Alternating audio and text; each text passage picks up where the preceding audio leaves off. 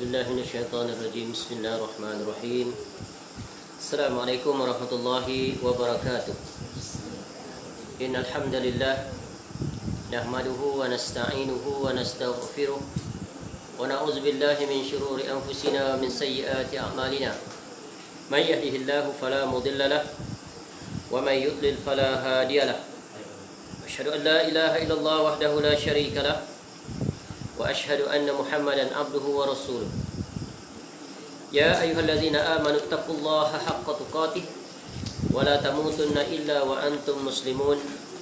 يا أيها الناس اتقوا ربكم الذي خلقكم من نفس واحدة وخلق منها زوجها وبث منهما رجالا كثيرا ونساء واتقوا الله الذي تساءلون به والأرحام إن الله كان عليكم رقيبا. يا أيها الذين آمنوا اتقوا الله وقولوا قولا سديدا يصلح لكم أعمالكم ويغفر لكم ذنوبكم ومن يطع الله ورسوله فقد فاز فوزا عظيما. أما بعد فإن أصدق الحديث كتاب الله وخير الهدي هدي محمد صلى الله عليه وسلم وشر الأمور محدثاتها وكل محدثة بدعة وكل بدعة ضلالة وكل ضلالة في النار. Allahumma inna nas'aluka ilman nafi'a. Ya Allah, kami memohon kepada Engkau ilmu yang bermanfaat, wa rizqan thayyiban, dan rezeki yang baik, wa amalan mutaqabbala, dan amal yang diterima. Alhamdulillah, pertamanya kita bersyukur kepada Allah Subhanahu wa taala dapat lagi kita bertemu pada malam ini untuk kita menyambung tadabbur Al-Quranul Karim, iaitu untuk siri yang keempat. Dan insya-Allah pada malam ini kita akan melihat surah yang keempat di dalam Al-Quran, iaitu surah An-Nisa, iaitu surah yang berkaitan dengan wanita. Sebelum kita memasuki mentadaburi ayat yang kita pilih, insya-Allah pada malam ini, mari kita lihat dulu secara ringkas sinopsis tentang surah An-Nisa. Surah An-Nisa terdiri daripada 176 ayat. Ia adalah merupakan surah Madaniyah, iaitu ayat-ayat yang Nabi SAW terima ketika setelah Nabi SAW berhijrah daripada bumi Mekah ke Madinah. Sebab itu dinamakan ayat-ayat Madaniyah. Dinamakan An-Nisa kerana dalam surah ini banyak dibicarakan hal-hal yang berhubungan dengan wanita, serta merupakan surah yang paling banyak membicarakan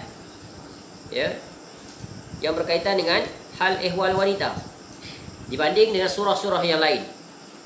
Adapun surah yang lain selain daripada surah An-Nisa yang banyak membicarakan tentang hal berkaitan wanita adalah surah At-Talaq. Sebab itu dua surah ini digelar sebagai surah An-Nisa dengan sebutan surah An-Nisa Al-Kubra. Sedangkan surah At-Talaq disebut dengan sebutan surah An-Nisa As-Sughra. Secara umumnya kebiasaan surah-surah Madaniyah menjelaskan tentang keimanan, tauhid, hukum-hukum, kisah-kisah dan lain-lain perkara umum yang berkaitan seperti hal-hal yang berlegar sekitar tentang manusia, kewajipan menjauhi adat-adat jahiliah dan sebagainya. Baik, untuk tadabbur kita daripada surah An-Nisa ini, kita pilih ayat 48 dan ayat 116. Lihat ayat 48, di mana Allah Subhanahu wa taala berfirman, A'udzubillahi minasyaitonir rajim. Innallaha la yaghfiru an yushraka bihi wa yaghfiru ma duna dzalika liman yasha wa may yusyrik billah faqad iftara itsman 'azima. Yang bermaksud, sesungguhnya Allah Taala tidak akan mengampuni dosa yang mempersekutukannya. Tidak akan mengampuni dosa sesiapa saja yang mempersekutukannya, dan dia tidak akan mengampunkan dosa yang lain daripada itu, yakni syirik, bagi sesiapa yang dikehendakinya. Sesiapa yang mempersekutukan Allah, maka sungguh dia telah berbuat dosa yang sangat besar.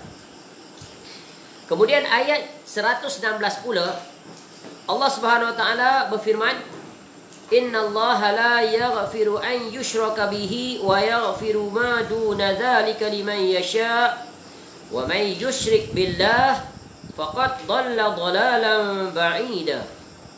Sesungguhnya Allah Ta'ala tidak mengampuni dosa mempersekutukan sesuatu dengan dia, Dan dia mengampuni dosa yang selain daripada syirik itu bagi sesiapa yang dikehendakinya. Sesiapa yang mempersekutukan sesuatu dengan Allah, maka sesungguhnya dia telah tersesat sejauh-jauhnya. Baik, ini merupakan dua ayat yang memberikan atau memfokuskan kepada tema yang sama, iaitu tentang syirkun akbar. Dan akibatnya adalah di ayat 48, ia telah berbuat dosa yang besar. Dan ayat 116, ya, sesungguhnya ia telah tersesat sejauh-jauhnya. Yang ini siapa?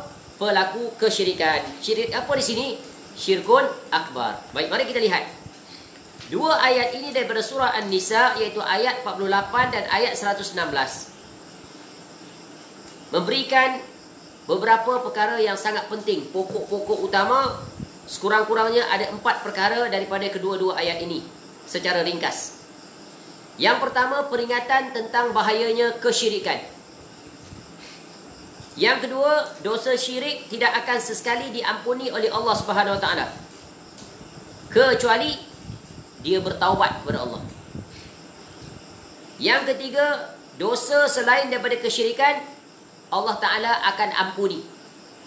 Ya, dosa selain daripada syirik Allah Ta'ala akan ampuni.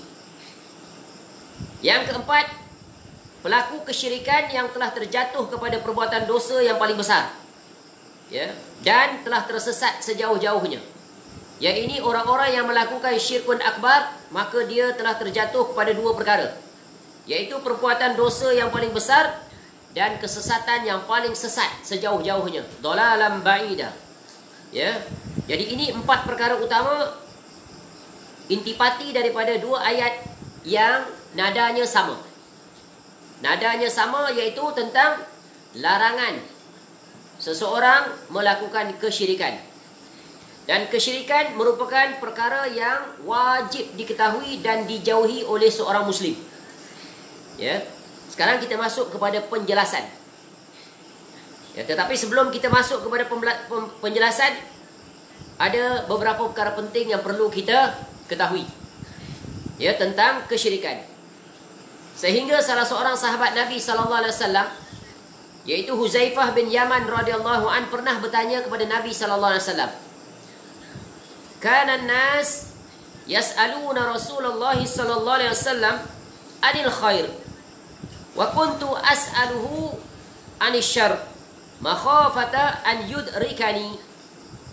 Dahulu manusia bertanya kepada Rasulullah sallallahu alaihi wasallam tentang kebaikan.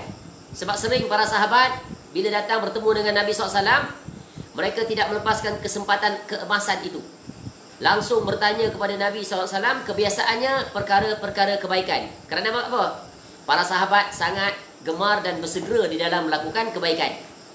Mereka contoh yang paling terkedepan dalam, ya, kesungguhan dan semangat dalam melakukan kebaikan. Kerana mereka mengetahui kebaikan Allah akan berikan syurga seluas langit dan bumi. Sedangkan sebaliknya aku, kata Huzaifah radhiyallahu an, bertanya kepada beliau sallallahu alaihi wasallam tentang keburukan. Banyak orang semua ni tanya tentang kebaikan, buat ni dapat apa, ya, dan sebagainya. Tapi Huzaifah pula radhiyallahu an tanya kebalikan daripada itu, tentang keburukan. Disebabkan rasa takut keburukan itu akan menimpaku. Tanya tentang keburukan tu bukan sebab nak berbuat, ya, tetapi supaya tidak terjatuh ke dalamnya. Maka benarlah kata seorang penyair Arab, iaitu Abu Faras Al-Hamdani rahimahullah, ya, berdasarkan ayat ini dia kata apa? Araftu syarra la li syarri lakin li tawaqqih. Wa man lam ya'rifi syarra minan nasi yaqa'u fi.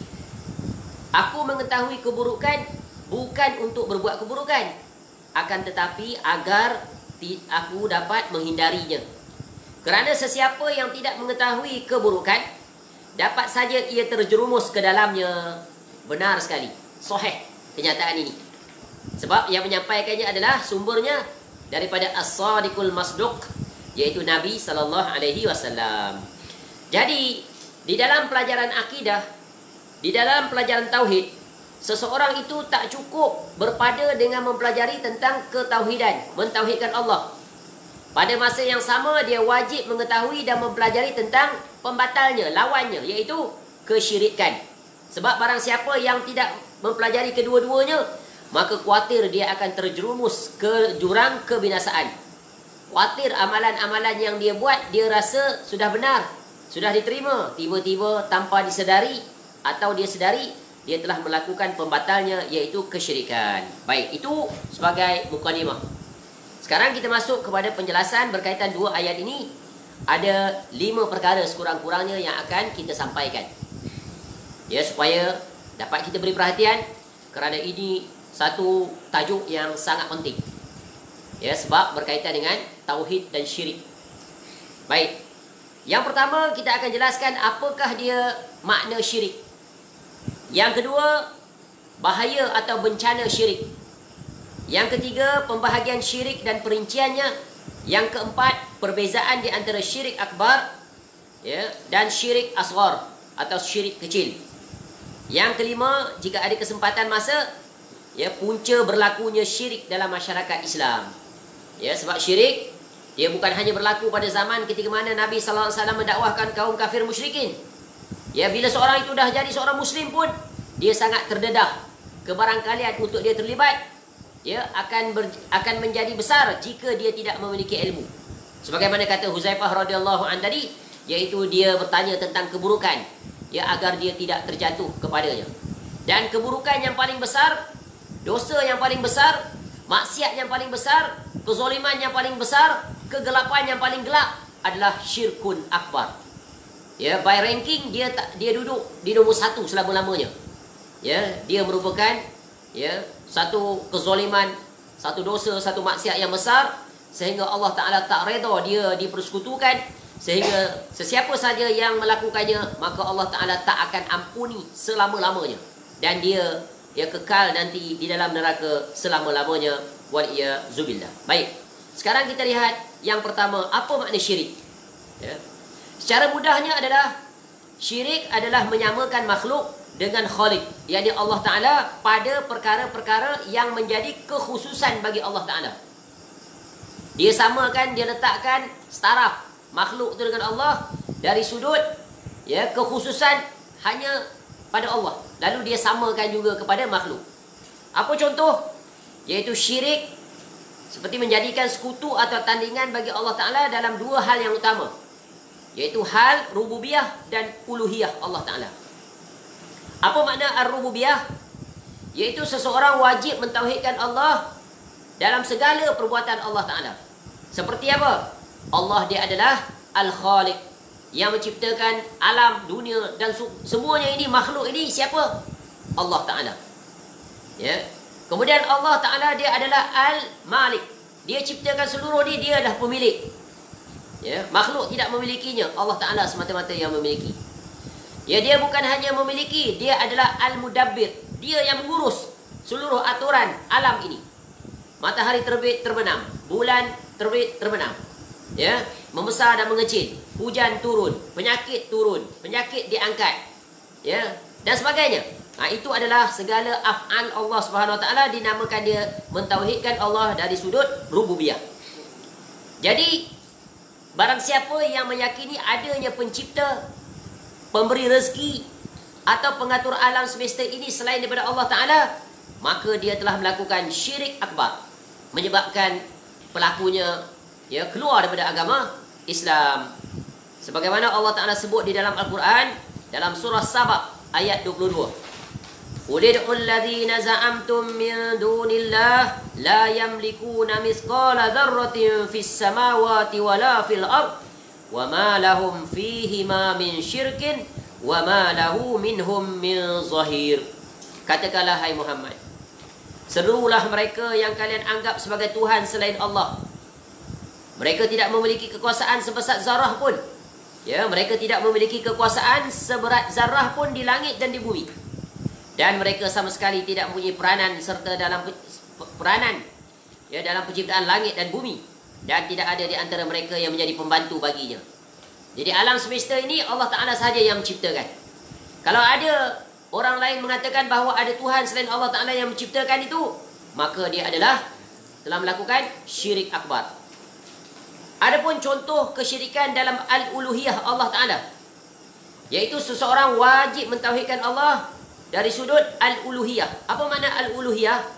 Iaitu menyerahkan seluruh amal kerja buat ibadah seseorang hamba, wajib dia tuju hanya kepada Allah Ta'ala. Tak boleh dia setarakan dengan makhluk yang lain. Ketika mana dia beribadah kepada Allah, pada masa yang sama juga dia mengambil sesekutu, sesembahan di samping Allah Ta'ala. Seperti yang dilakukan oleh orang-orang kafir itu. Mengambil patung-patung sebagai perantara dalam dia beribadah kepada Allah. Menyembah batu-batu dan sebagainya. Itu dalam bab sembahan. Begitu juga dalam segala ibadah. Jika dipalingkan selain daripada Allah, maka dia adalah syirkun, musyrikun, kafir. Contoh syirik di dalam al-uluhiyah, iaitu seseorang itu beribadah atau berdoa kepada selain Allah. Walaupun pada masa yang sama dia beribadah kepada Allah. Dia minta pada Allah. Tapi pada masa yang sama dia minta kepada makhluk ghaib. Rijalul ghaib kononnya. Orang-orang yang telah mati, yang dianggap soleh. Lalu dia minta menyeru kepadanya, wahai Syekh Abdul Qadir Al-Jailani, wahai Syekh Badawi, wahai Syekh itu, Syekh ini, tolonglah hamba berada dalam masalah ni.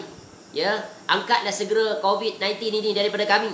Itu syirkun akbar. Kenapa? Kerana mengambil makhluk, sama ada sebagai perantara atau langsung kepada makhluk memintanya. Sedangkan makhluk itu tidak mampu untuk memperkenankan permohonan mereka itu, kerana makhluk itu telah mati. Tak akan sekali-kali dia mampu. Sebab itu, barang siapa yang melakukan syirik dalam al-uluhiyah, maka dia musyrik kafir.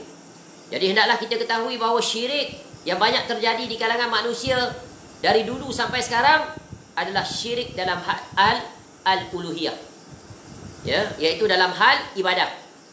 Maka barang siapa yang memalingkan satu macam ibadah kepada selain Allah, berarti dia telah berbuat syirik. Walaupun dia solat, walaupun dia berpuasa pada bulan Ramadan, tapi kalau dia memalingkan ibadah iaitu selain daripada Allah, maka dia adalah musyrikun kafirun. Tidak diterima seluruh amal. Sebagaimana Allah Ta'ala sebut di dalam surah Al-Mu'minun ayat 117. Wa man yad'u ma'allahi ilahan akhar la burhana lahu bihi fa innama hisabuhu 'inda rabbihim innahu la yuflihul kafirun. Innahu la yuflihul kafirun. Dan barang siapa menyembah Tuhan yang lain selain Allah Ta'ala, padahal tidak ada sesuatu bukti pun baginya tentang itu, maka perhitungannya hanya pada Rabbnya. Sungguh orang-orang kafir itu tidak akan beruntung. Jadi bila kita nak menjelaskan tentang syirkun ini, syirik akbar ataupun syirik asghar, maka dia sangat berkaitan dengan makna ibadah. Sebab bila dia tahu ini adalah ibadah, maka ibadah adalah hak mutlak Allah Ta'ala. Tak boleh dipalingkan, tak boleh disamakan dengan makhluk, lalu disandarkan kepada Allah. Maka dia hendaklah mengetahui makna apa ibadah. Jadi kita sering sebut. Sebab itu ibadah, tauhid, syirik akan sentiasa disebut di mana-mana kuliah, kerana dia adalah perkara yang penting untuk mengingatkan umat Islam agar jangan tersalah jalan, tersesat, sehingga mengakibatkan terbatal keislamannya, sama ada dia sedar atau dia tidak sedar. Kerana orang yang terbatal akidahnya, tertolak seluruh amal ibadahnya. Bab tauhid. Sebab tu rukun Islam mula-mula ucapannya adalah syahadah, baru disusuli dengan ibadah. Solat, puasa, zakat, haji. Matematik rukun Islam, bila terbatal satu, yang utama, yang nombor satu, habis semua terbatal. Bukan 5 tolak 1 tinggal 4, tak. 5 tolak 1 kosong. Tu matematik rukun Islam. Sama juga dengan matematik rukun iman. Sama. Sebab perkara pokoknya ada di nombor 1. Iaitu apa? Iaitu syahadah. La ilaha illallah Muhammad Rasulullah. Jadi kita telah jelaskan sebelum ni apa makna ibadah, iaitu apa saja yang dicintai dan diredai oleh Allah Ta'ala, baik perkataan atau perbuatan, yang lahir atau yang batin, maka dia adalah ibadah. Seperti apa? Rasa takut, ibadah yang berkaitan dengan hati, takut, tawakal, khusyuk, inabah dan sebagainya. Manakala yang nampak, solat, puasa, zakat, dan sebagainya. Yang berbentuk sebutan zikir, baca Quran, selawat, itu semuanya mesti yang berbentuk memurnikan tauhid kepada Allah. Baik. Kemudian kita lihat pula apa bahaya syirik. Apakah akibat bila seseorang melakukan syirkun akbar atau syirkun asghar? Yang pertama, Allah Ta'ala tidak akan mengampuni orang yang berbuat syirik kepadanya. Apabila dia mati dalam keadaan kesyirikan dan dia tidak bertaubat kepada Allah, maka dia kekal selama-lamanya di dalam neraka. Itulah dia intipati daripada ayat yang kita baca tadi. Ya, ayat 48 dan ayat berapa tadi? 116. Innallaha la yaghfiru an yushraka bihi wa yaghfiru ma duna dzalika liman yasha. Wa may yusyrik billah faqad iftara itsman 'azima. Sesungguhnya Allah Ta'ala tidak akan mengampuni. Tu tak akan mengampuni dosa kerana mempersekutukannya, yakni syirik. Dan dia mengampuni dosa selainnya, selain syirik, bagi sesiapa yang dia kehendaki. Jadi ayat ini menjadi dalil Allah Ta'ala tak akan mengampuni dosa syirik. Tapi dosa lain daripada syirik Allah ampuni. Ya. Contoh, dia berzina, dia minum arak, dia terlibat dengan riba, dia berjudi, tak berpuasa pada bulan Ramadan, dia tetap mendapat peluang untuk diampuni dosanya oleh Allah Ta'ala. Ya. Sama ada menerusi dua jalan. Jalan yang pertama, Allah humbankan dia dulu dalam neraka untuk tempoh yang Allah Ta'ala tetapkan. Itu semua bergantung pada masyiat kehendak Allah. Sampai satu masa, kemudian Allah akan keluarkan dia. Sebab ya, syarat nak masuk syurga mesti ada iman dalam hati dia. Jadi iman lawannya apa? Syirik. Ya. Tu. Jadi atau yang kedua, Allah Ta'ala langsung aja masukkan dia dalam syurga.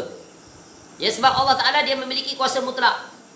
Dia boleh saja mengampunkan dosa pelaku-pelaku dosa besar di dunia selain daripada syirik akbar. Masuk syurga. Ya, sebagaimana yang telah kita jelaskan sebelum ni tentang syafaat. Ya, bukan. Yang kita jelaskan tentang 10 jalan bagaimana Allah Ta'ala mengampuni dosa seorang hambanya. Masih ingat? Apa contoh 10 jalan Allah Ta'ala mengampuni dosa hambanya?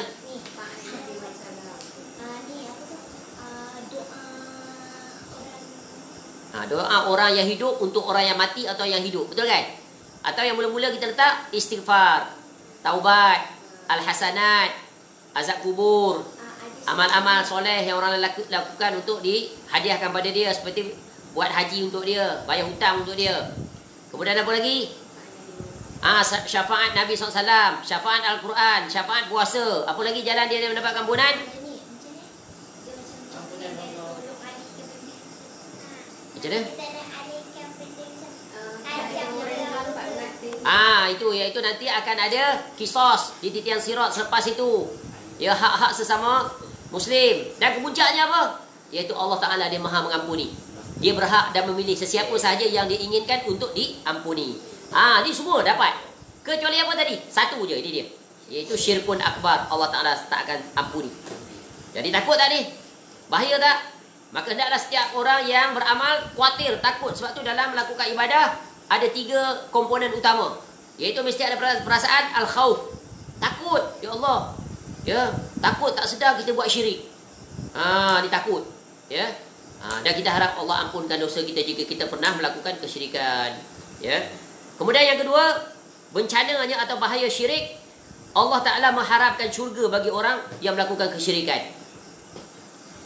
Sebagaimana Allah sebut di dalam surah Al-Maidah ayat 72. Innahu man yusyrik billah faqad harramallahu alaihi al-jannah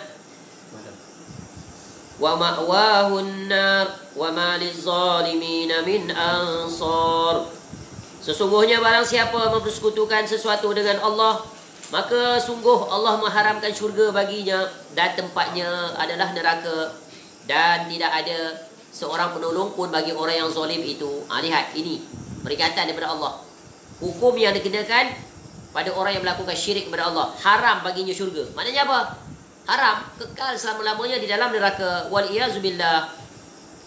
Kemudian yang ketiga, bahaya syirik, dia menghapuskan seluruh pahala amal kebaikan. Ketika dia datang nanti di yaumul mahsyar, dia bawa banyak pahala. Pahala puasa, pahala zakat, puasa sedekah, ya, puasa haji, macam-macam. Tiba-tiba satu pun tak diterima oleh Allah Ta'ala, terhapus.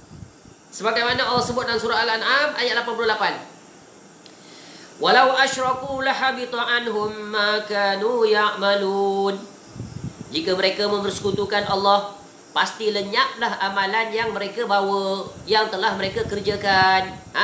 Sia-sia. Harap-harap pelaburan di dunia dapat untung di akhirat, tiba-tiba rugi. Menyesal tak? Kalau berniaga buat pelaburan di dunia, rugi, menyesal, ada peluang lagi untuk memperbaiki. Tapi kalau di negeri akhirat, sesal sudah tidak berguna. Seperti kata orang tua-tua peribahasa, macam mana? Telajak perahu boleh diundur. Telajak kata binasa. Ataupun lagi satu apa? Sesal dulu pendapatan, sesal kemudian tiada berguna. Tengok orang tua-tua. Tu hadis orang tua-tua Melayu. Sesuai dengan syariat, dalil Quran, hadis. Masya Allah. Tajamnya, halusnya untuk memberikan kefahaman kepada orang Melayu dengan cara peribahasa. Masya Allah.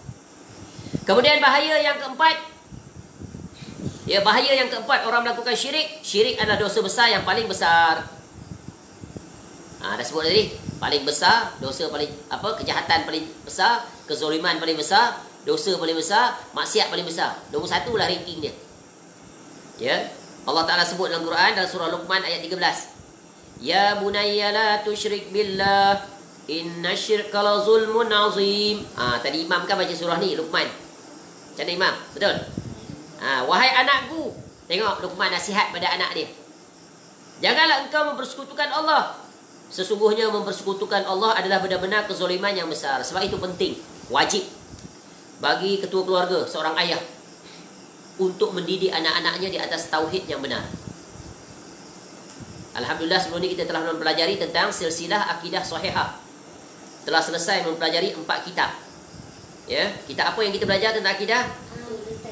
Al-usul al-thalathah wa adillatuha. Yang pertama. Yang kedua, qawaidul arba'ah, tentang kaedah-kaedah mengenali kesyirikan. Yang ketiga, usulus sittah.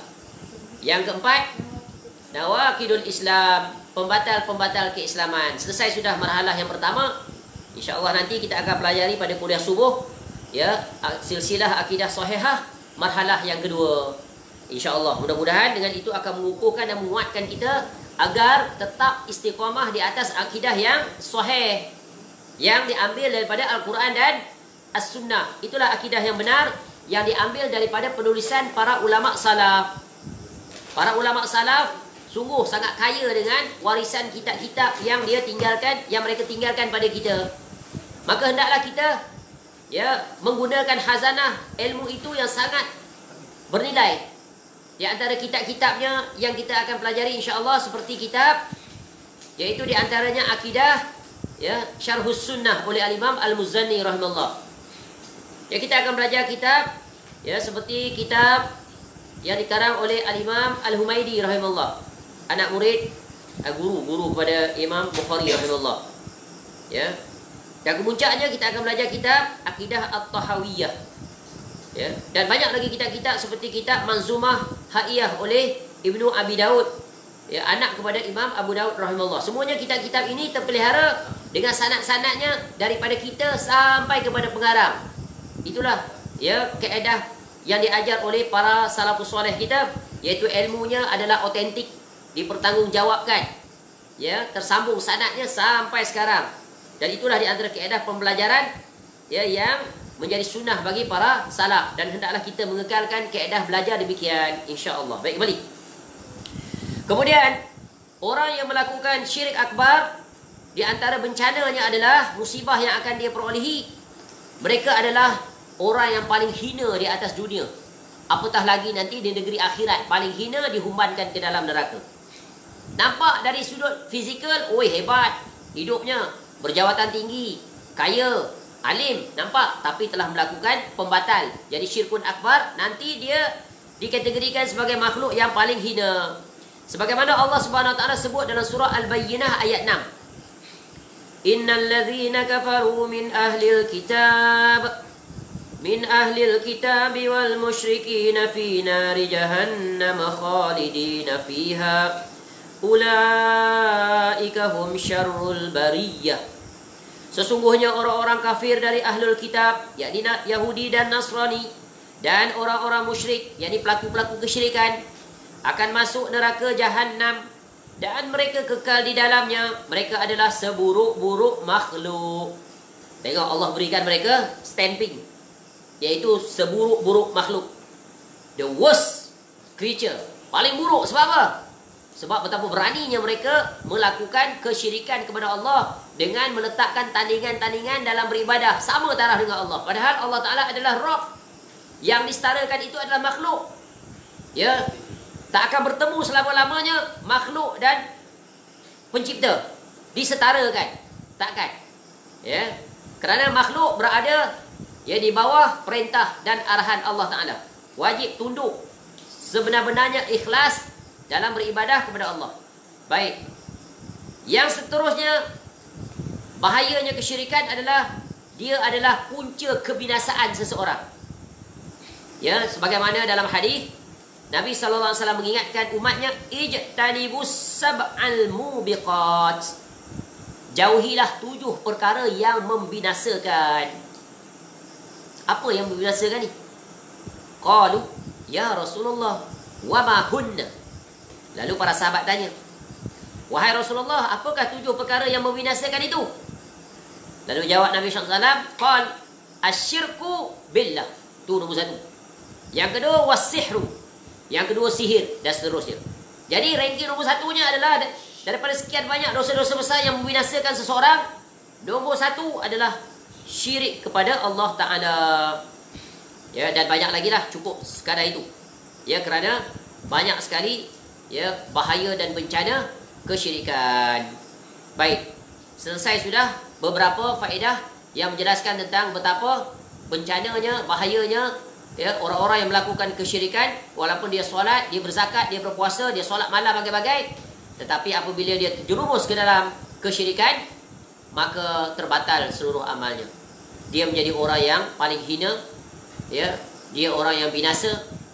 Dia orang yang menyesal sudah tidak berguna lagi, dan dia dihumbankan ke dalam neraka bersama dengan syaitan laknatullah wal iyazubillah. Kemudian kita lihat tentang pembahagian kesyirikan. Jenis-jenis kesyirikan. Syirik berdasarkan dalil daripada Al-Quran, daripada hadis Nabi sallallahu alaihi wasallam, para ulama memberikan klasifikasi kepada 2 kategori yang besar. Yang pertama iaitu syirkun akbar.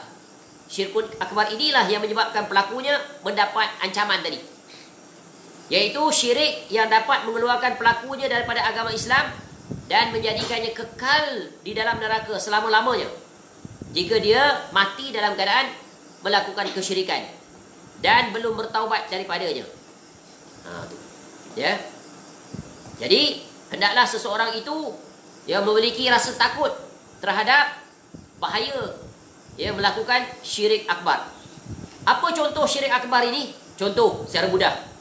Seperti seseorang berdoa kepada selain daripada Allah. Kita dah sebut tadi. Dia minta, sama ada pada masa yang sama minta kepada Allah, pada masa yang sama juga minta kepada makhluk. Minta pada jin.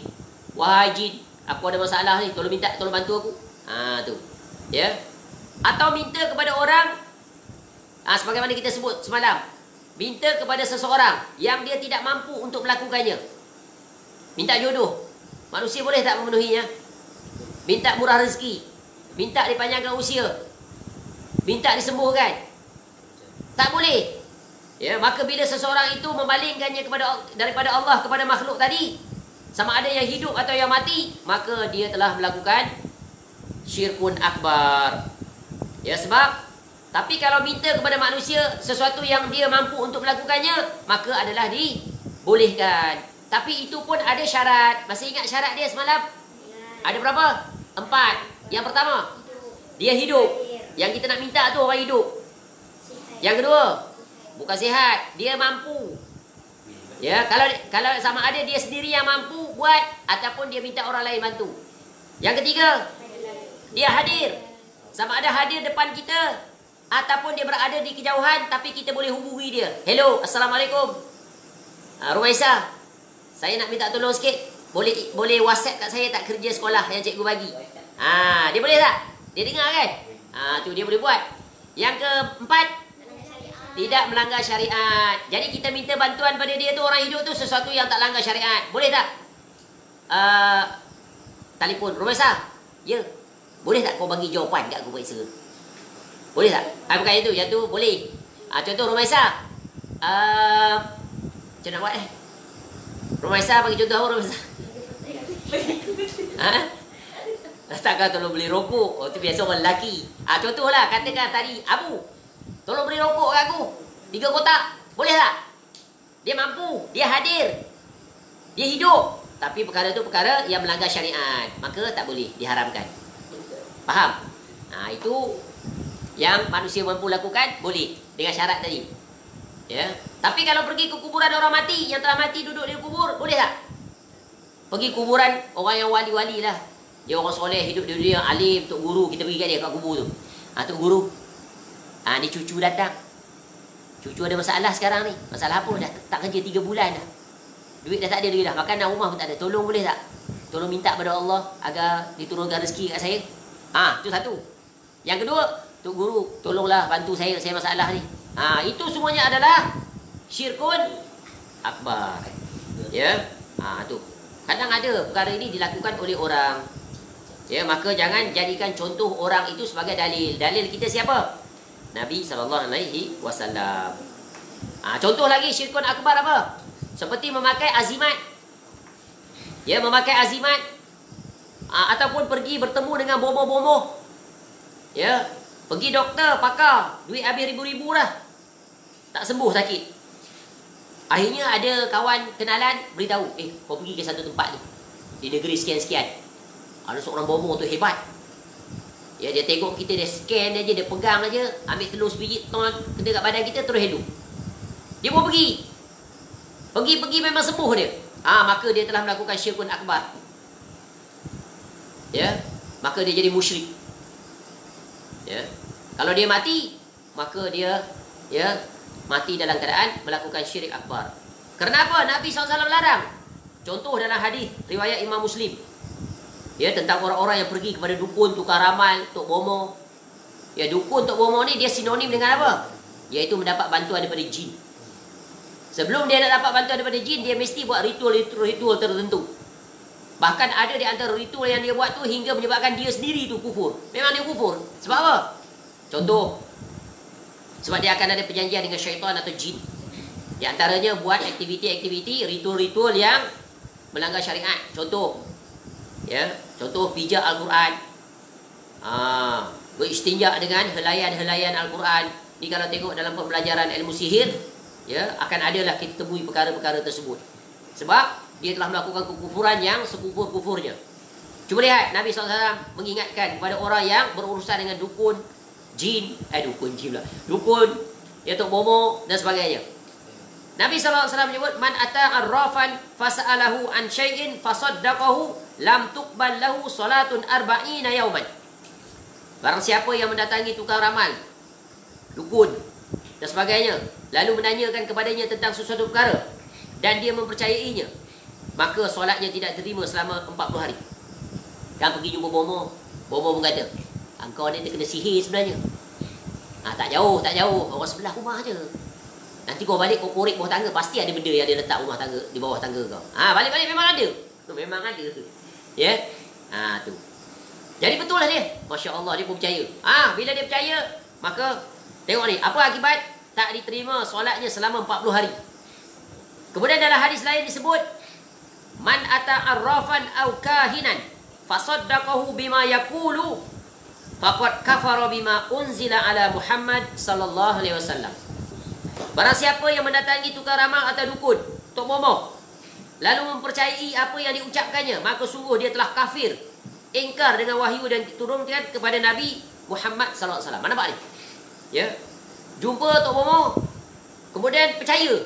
Kebanyakan orang bukan jumpa sahaja, bukan percaya sahaja, tapi ikut buat apa yang tok bomoh tu suruh. Apa akibat? Nabi SAW sebut, sesungguhnya dia telah kufur, ingkar dengan wahyu yang diturunkan kepada Nabi SAW, maka dia kufur. Ya, itu contoh. Barang siapa yang pernah berjumpa bomoh, hendaklah segera dia bertaubat kepada Allah.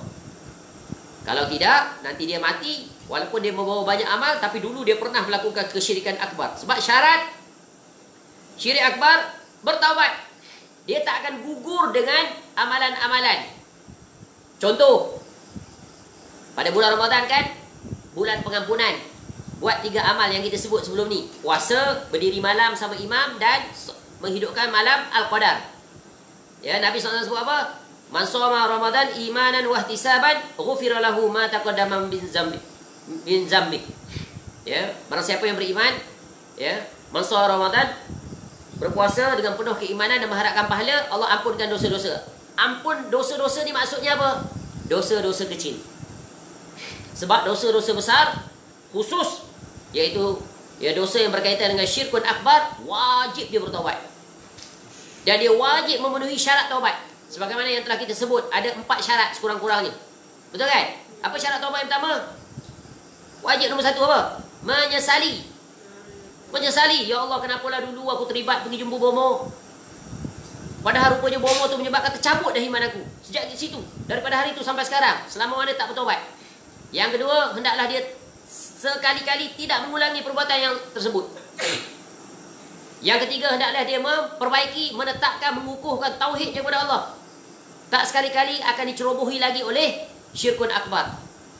Yang keempat, ya, taubat itu hanya akan diterima ya sebelum ruh sampai ke kerongkongan. Yang kelima, yaitu taubat itu ya diterima selama mana dia lakukan sebelum matahari terbit daripada arah barat.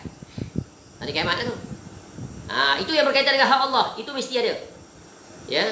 Tapi kalau hak manusia satu lagi, iaitu mesti dia menyelesaikan hak sesama manusia. Baik. Ya, itu bencana. Maka hendaklah kita elakkan daripada perkara tersebut. Ini banyak berlaku di kalangan masyarakat. Pergi ke kuburan-kuburan, minta kepada pemilik kubur, pakai tangkal, mempercayai hari-hari tertentu, bulan-bulan tertentu. Ya, contohnya, ya, nak buat perkahwinan, tengok tarikh sesuai ke tak. Padahal tidak ada sial majal kepada tarikh, bulan, masa dan sebagainya. Ya, kerana semuanya adalah sama di sisi Allah Subhanahu Wa Taala. Baik, itu secara mudahnya tentang syirik akbar. Adapun perinciannya, syirik akbar itu ya boleh dilihat daripada 4 sisi yang besar mengikut klasifikasi. Contoh yang pertama, syirik dalam berdoa. Ya, secara ringkas. Ya, adapun perinciannya boleh dirujuk pada kitab-kitab. Yang kedua adalah berlaku pada syirik niat, keinginan dan tujuan. Ya, niat, keinginan dan tujuan jika dipalingkan daripada Allah, maka dia jadi syirik. Ya, sebagaimana boleh rujuk pada surah Hud ayat 15 hingga 16.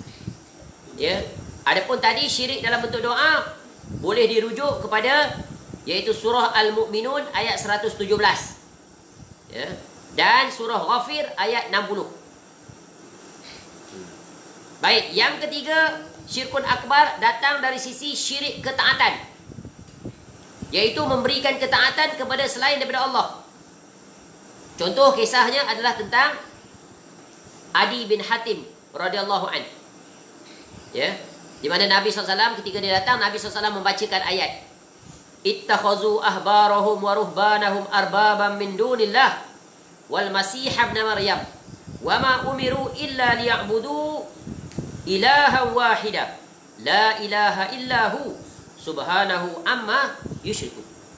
Mereka menjadikan orang-orang alim dan rahib-rahib di antara mereka sebagai sesembahan selain Allah, dan juga Al-Masih, yakni putra Maryam, mereka jadikan sebagai Tuhan. Padahal mereka hanya disuruh untuk beribadah kepada Tuhan yang satu. Tidak ada yang berhak untuk diibadati dengan benar kecuali Allah Ta'ala. Maha suci Allah dari apa yang mereka persekutukan. Setelah Adi bin Hatim radhiyallahu an ketika itu berislam, dengar perkataan itu, ya, lalu dia pun kata, ya, dia kata apa? Sesungguhnya mereka tidak beribadah kepada orang alim. Ya, dari rahib-rahib mereka. Ya, kami tak sembah, kami tak sujud pada rahib-rahib kami, padri-padri. Lalu jawab Nabi SAW, sesungguhnya mereka itu tidak beribadah kepada orang-orang alim dari rahib-rahib mereka. Ya, tetapi ketika para ulama mereka menghalalkan sesuatu yang Allah haramkan bagi umatnya, lantas umat mereka pun ikut menghalalkan. Dan apabila mereka mengharamkan sesuatu yang Allah halalkan, maka lantas mereka pun ikut mengharamkannya. Maknanya menyembah ya kepada alim ulama mereka bukan mesti sujud tunduk tak, iaitu dari sudut membenarkan perkataan atau perbuatan. Contoh bila alim ulama dia kata, oh ni haram padahal halal, mereka pun ikut ya, ya. Boleh berlaku tak kepada kalangan umat Islam? Boleh. Ada di antara mereka itu bergelar ulama, tapi ulama jahat. Memalingkan manusia daripada beribadah kepada Allah semata-mata, tapi mengajak kepada kesyirikan dibungkus dengan ibadah kepada Allah. Seperti tadilah, pergi ke kuburan. Ya, pergi ke kuburan, padahal kubur bukan tempat untuk ibadah. Kubur tempat untuk mengambil faedah, mengingat kematian. Bukan duduk di situ, berzikir, berwirid, bagai. Kemudian bercakap dengan penghuni kubur. Ya, berkasidah, bergendang, bagai. Kemudian menghiasi kuburan. Ya, macam istana. Ya, ada bangunan-bangunan kubah, letak bunga, lampu lip-lip lagi. Padahal semuanya itu dilarang oleh Nabi SAW. Mereka jadikan perayaan pula di kuburan itu. Cuba lihat dalam YouTube, banyaknya. Berluasa merebak. Tengok penampilan orang, Masya Allah, luar biasa, berjubah, berserban, bagai. Penampilannya Islami, tapi perbuatannya syirik. Cuba lihat apa pesan Nabi SAW. Ya, Nabi berdoa sebagaimana riwayat Imam Malik dalam kitab Al-Muwatta. Apa kata Nabi SAW? Allahumma la taj'al qabri wathanan yu'bad. Ishtadda ghadabullahi ala qaum ittakhadhu qubur anbiya'ihim masajid. Nabi berdoa, ya Allah, janganlah engkau jadikan kuburanku sebagai berhala yang disembah.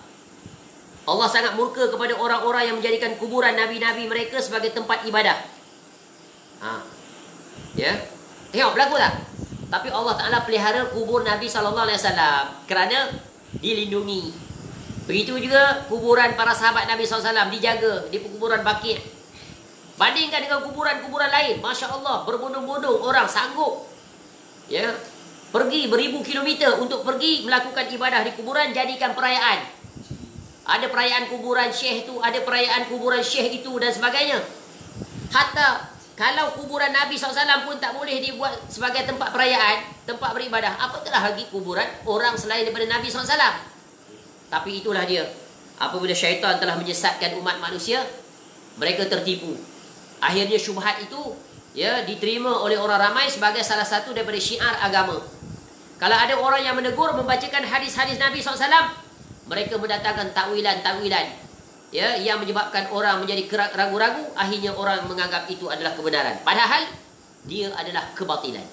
Sebab itu Huzaifah radhiyallahu an tadi tanya pada Nabi SAW tentang perkara-perkara yang berkaitan dengan keburukan, iaitu salah satunya adalah keburukan yang paling besar, syirkun akbar. Ya, ini luar biasa syair ni. Araftu syarra la li syarri lakin li tawaqqih. Wa man la ya'rifi syarra minan nasi yaqa'u fi. Kita ulang lagi. Ya, kita hafal ni. Hafal ya syair ini dan hafal hadis tadi. Ya, aku mengetahui keburukan bukan untuk berbuat keburukan. Setelah kita ada ilmu tentang keburukan itu, maka kita tidak akan terlibat di dalam pergi ke kuburan-kuburan. Kerana apa? Nabi SAW larang, jangan jadikan kuburanku sebagai, ya, tempat perayaan, tempat ibadah. Maknanya kuburan yang lebih rendah daripada Nabi SAW, selain daripada Nabi SAW, maka lebih aula lagi untuk tidak dijadikan tempat perayaan dan tempat beribadah. Kerana tempat ibadah di masjid, bukan di kuburan. Kuburan, ya, tempat untuk mengingat kematian.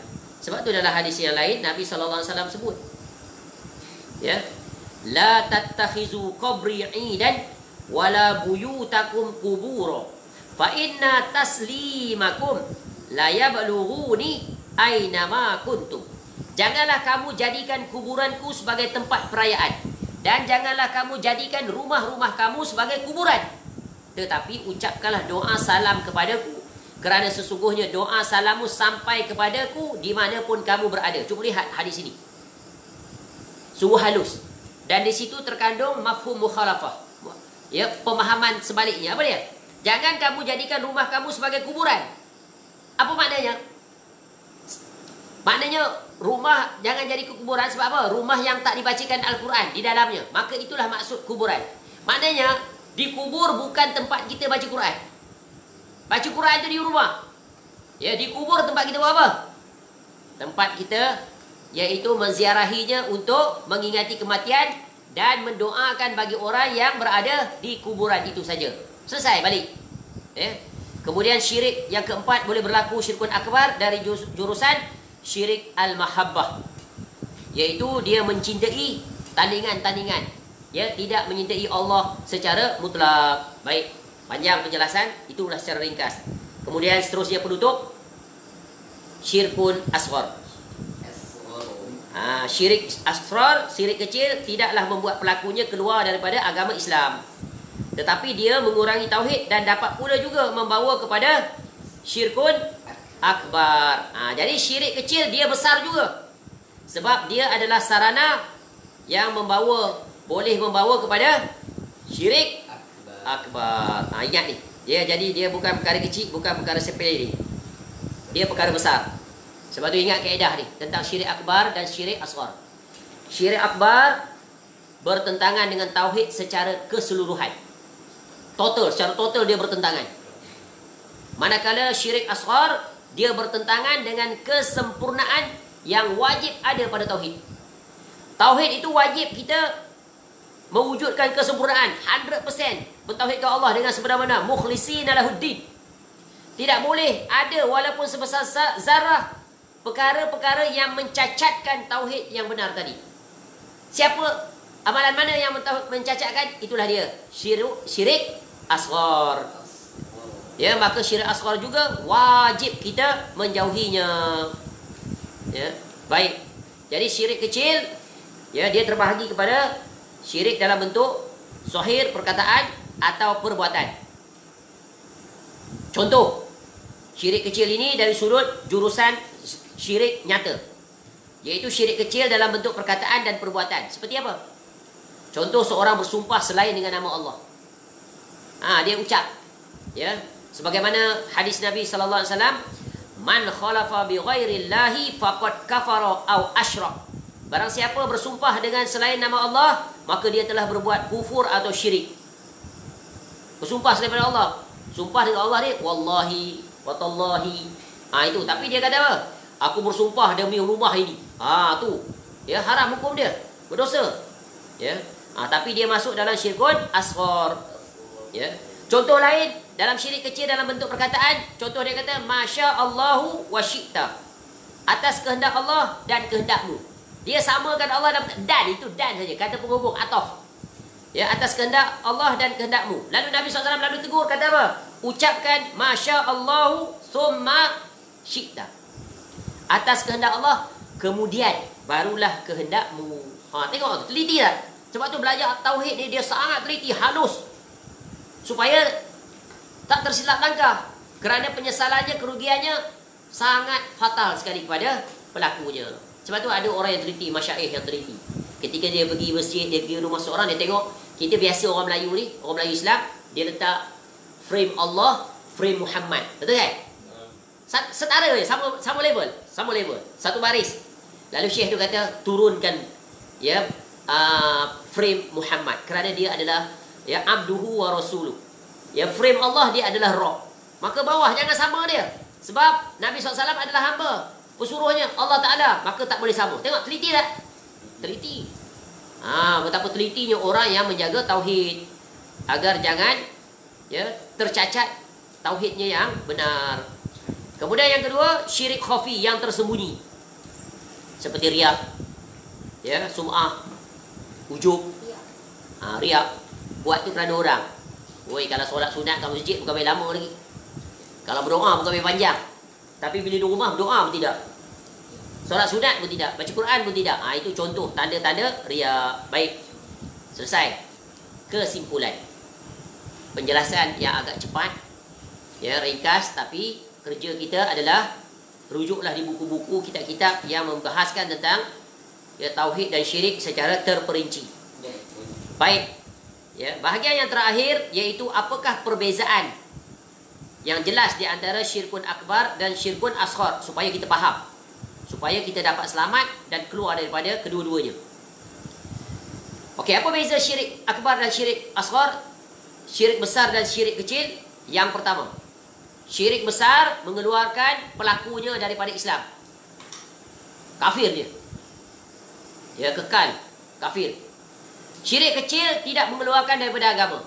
Macam seseorang berbuat riak, Dia tetap sebagai seorang Muslim yang beriman. Ya. Yang kedua, syirik besar menghapuskan seluruh amalan. Habis semua. Adapun syirik kecil tidak menghapuskan semua amalan. Contoh, dia riak terhadap satu amalan saja. Dia solat malam. Dia rasa hebat dah, dia riak. Aku tadi malam solat malam banyak. Tu yang mengantuk siang.